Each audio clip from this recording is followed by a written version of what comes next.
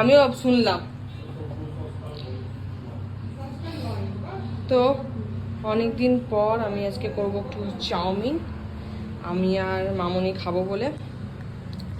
তো আমি অনেকদিন তো চাউমিন ফাউমিন করিনি, এবার জানি না টেস্টটা কেমন হবে। যদিও মামনি বলেছিল করে দেবে, কিন্তু আমি বললাম যে না, আমি আজকে একটু করি, দেখি কেমন হয়।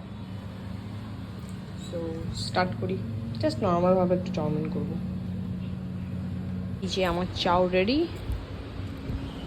জানি না চাউটা কেমন খেতে হয়েছে, কারণ একটু গলে গলে গেছে। চাউটা অনেকদিন পর করছি তো, আর একটু পরিমাণটা বুঝতেও পারিনি, বেশি হয়েছে অনেকটা। চাউটা খেয়ে দেখি, আর মামনি পরে খাবে, কারণ বাবা তো অফিস যাবে, বাবাকে খেতে দিয়ে দেবে, তারপরে মামনি খেতে বসবে। যাই মামনির কাছে রিভিউটা নিই কেমন হয়েছে। মামনি সত্যি কথা বলো, কেমন লাগছে? গলে গেছে না আজকে একটু? কে ডাকছে এটা?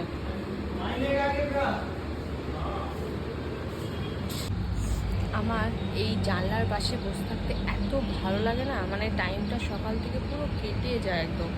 দেখো ভিউটা দেখো, বাইরে তোমরা সবাই রাস্তার গাড়ি দেখতে দেখতে এরকম।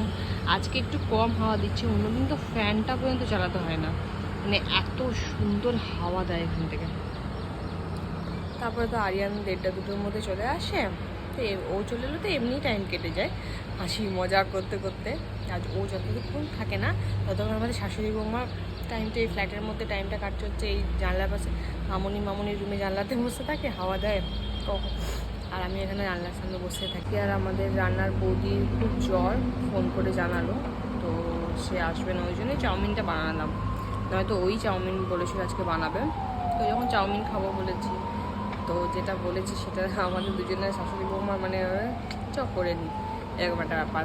তো ওই জন্য করে নিলাম। মামনি বলছিল যে আমি করি, আমি বললাম যে না থাক, আমি আজকে করি, অনেক দিন তো করিনি। তারপরে দেখি দুপুরে লাঞ্চে আবার কি করা হবে। মামনি করবে দুপুরে লাঞ্চটা, রান্না টান্না করবে। এখন বসে আছি, এই রান্নার বৌদি না এলে না খুব মুশকিল হয়।